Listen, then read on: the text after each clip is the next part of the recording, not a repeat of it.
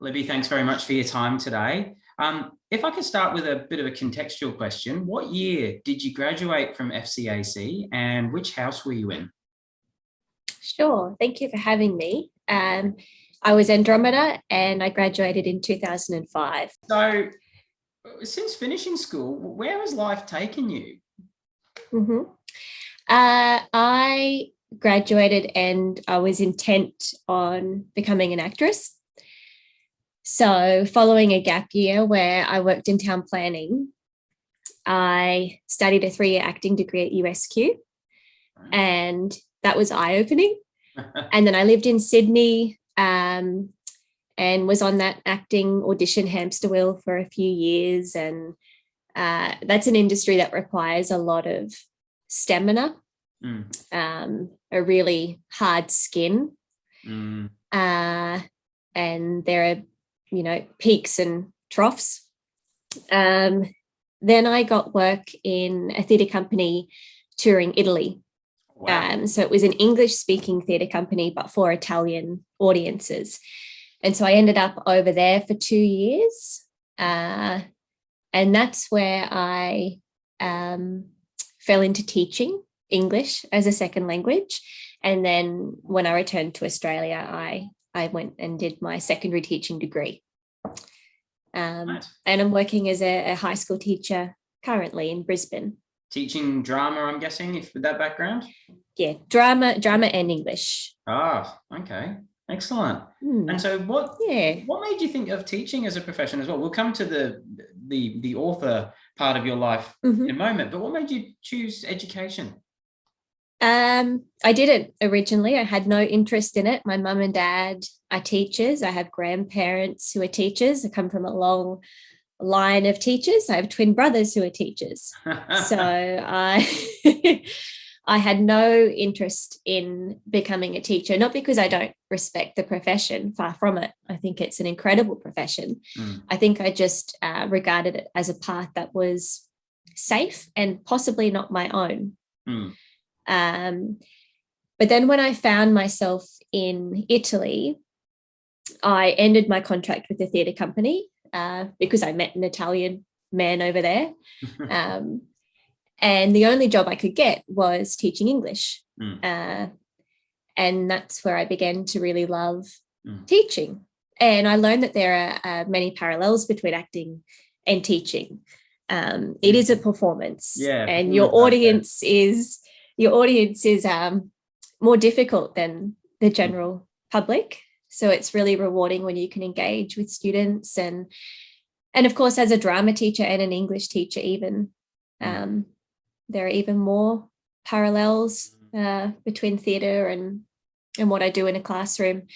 So really, I just fell into teaching because despite my early resistance to it, I realised I loved it.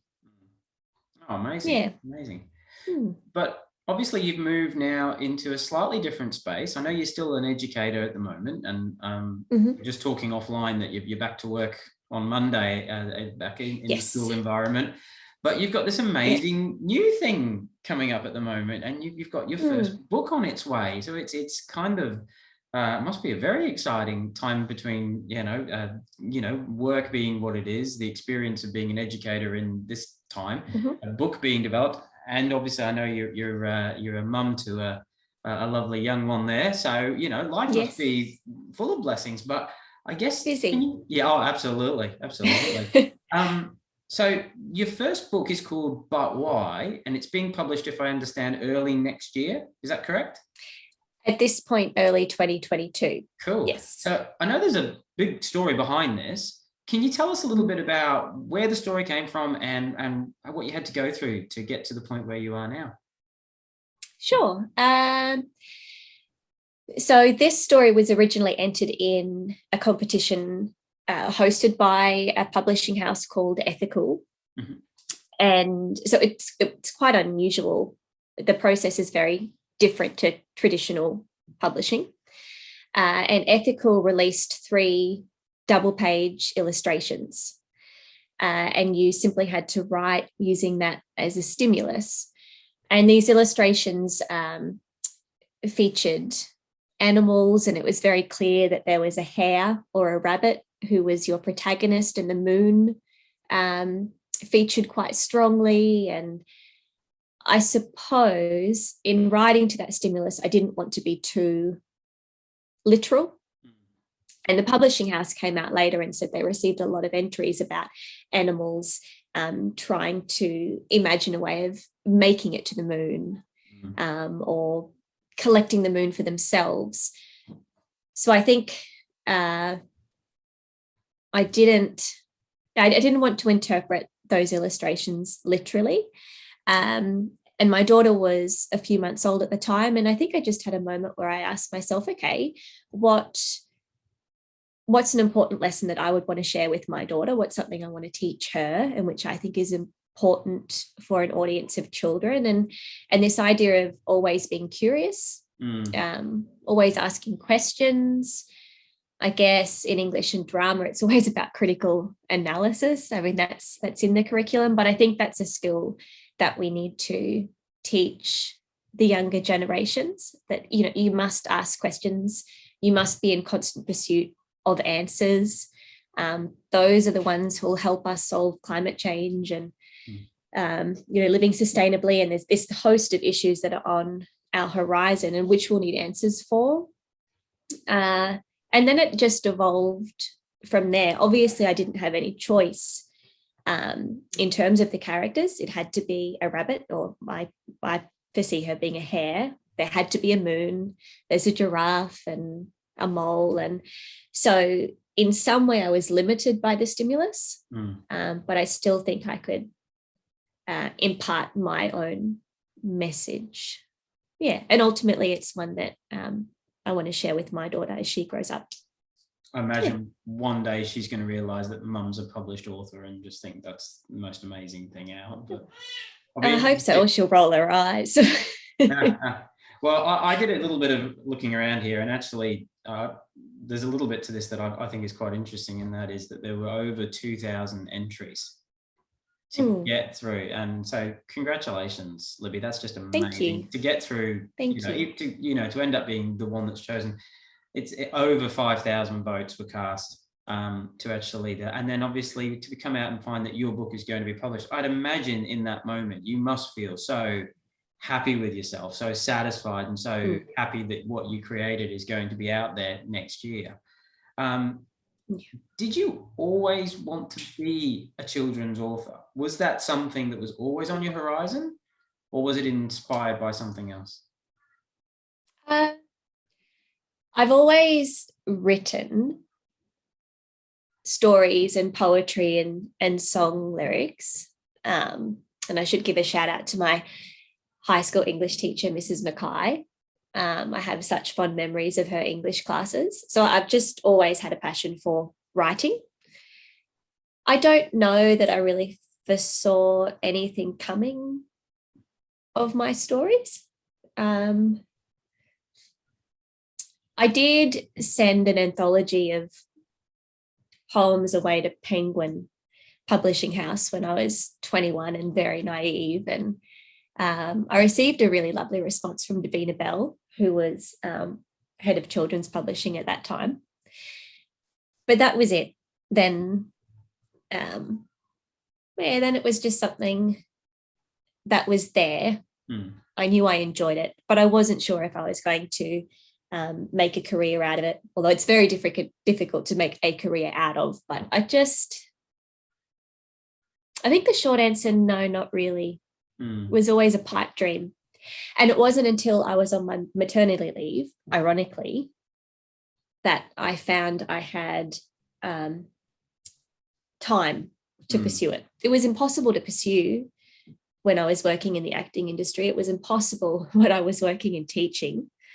And suddenly when Harry was having her naps and I just had an hour or two to myself, I was really productive and decided, okay, no, this is what I'd like to do now.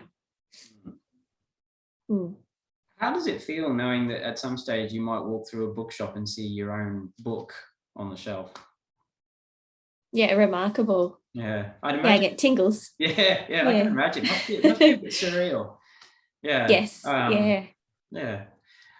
So just building on that idea, how did you actually sit down and try and structure the narrative of the book, or did you find that the idea came quite quickly to you? No, it came quite quickly. So I wrote it in about 3.5 days. I just sat down and did it. And then I sat on it for a few days more and, did some edits, and then I sent it away. Mm. So the competition, I think, ran for about 5 or 6 weeks, but I sent everything off by the end of the first week. I just thought, no, it's an incredible opportunity. Here's this story that I'm very fortunate to have kind of come to me. And now it's just off, into the universe, and I won't think about it. Yeah. So no, I didn't really sit and deliberate over it for any length of time. When you did the first, which is ordinarily not my process. I'm very careful. Yeah. But not with this. Okay. I wonder if how did you find then going through maybe like the editing process? Like, so your ideas are now down on paper. You've got this vision for the story. You've articulated it.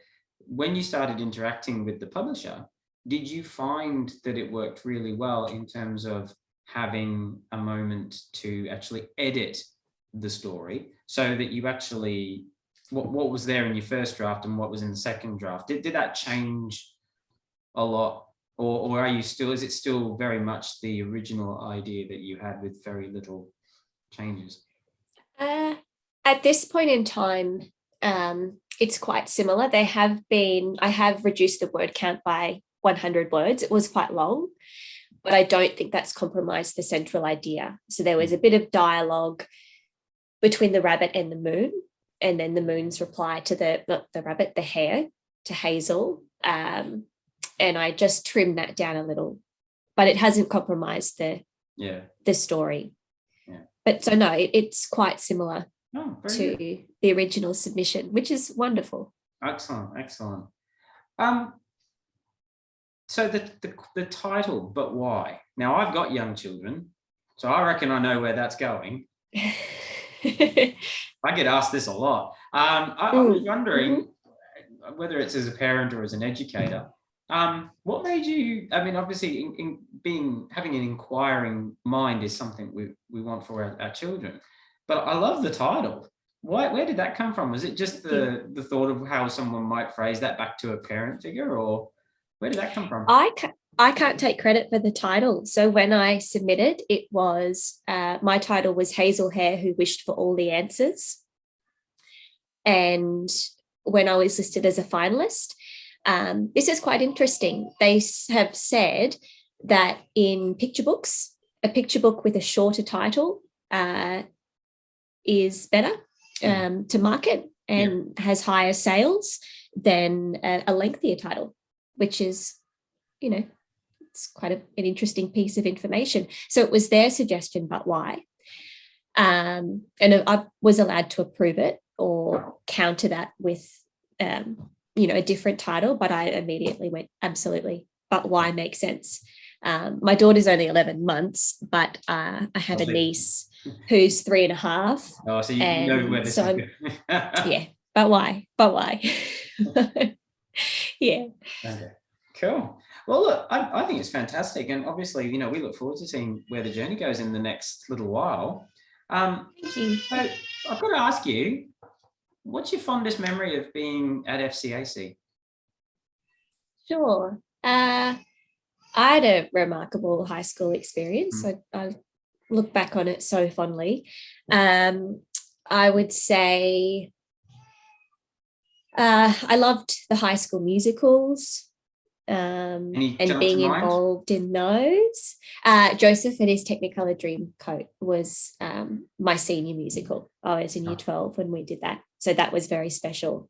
We've just had Lion King last term. Oh, wow. Yeah. Oh, goodness. They did a great job. Yeah. Anyway. I bet. Was that whole school? Primary. They did an amazing job. Primary. Yeah. Absolutely amazing. Anyway, so Joseph and the Technicolor Dreamcoat. So even then, the acting bug was very much part of your... Oh, yes. Yeah, drama was my favourite subject in high school. Oh, cool. Absolutely. Yeah. And year 11 DragonNet, I don't think they do DragonNet anymore. But it's a year 11 leadership camp, and I imagine there's something of that nature. But DragonNet was fabulous. It was led by teacher Andrew Beatty at the time, and it was something like Survivor versus Bear Grylls, and wow. It was just wonderful. Yeah. It's funny how that was always a highlight. Look back on that. We've been talking to some other alumni, and they're always like, "Oh, the camps." I look back on it now, and the camps were just amazing. So, yes. Yeah. So look, I've got one last question, and thank you so much for your time, Libby. It's been really good to get to know you, and obviously we love to hear about where the book goes now. But in terms of giving advice to high school students now, whether that's about their career or what they're going to pursue afterwards, any words of wisdom for our current students? Just that they don't have to have everything figured out. My advice would just be to lean into what feels good or what you enjoy, and you'll be quite surprised by the opportunities that present themselves. I was quite a high achiever in school and very disciplined, and thought that I had to leave, and I thought I needed all the answers, and I didn't have them. And in hindsight, I'm really glad that I didn't have them, because that meant I could just navigate my path in the way that I have, and I learned a lot. So yeah, and that's the other key theme in the book is ask questions, search for the answers, but realize they're not always immediate. Yeah, so that would be my advice. Good advice, very good advice. Libby, if anybody wants to keep track of the progress of the book or follow you on your journey through this, is there any way they can follow you, either that's social media or either through the book publisher's website? What's the best way to keep an eye out for But Why? And thank you. That would be wonderful. So Instagram is the platform that I'm using, and it's Elizabeth Pulsford author, and that's where I'm updating the progress. The illustrator Francisco Fonseca, his first illustration proofs will be released at the end of July. So I'm really looking forward to that, and he'll start sending little bits and pieces through, and I'll share that on my Instagram account. Lovely. Yeah, that's the next step.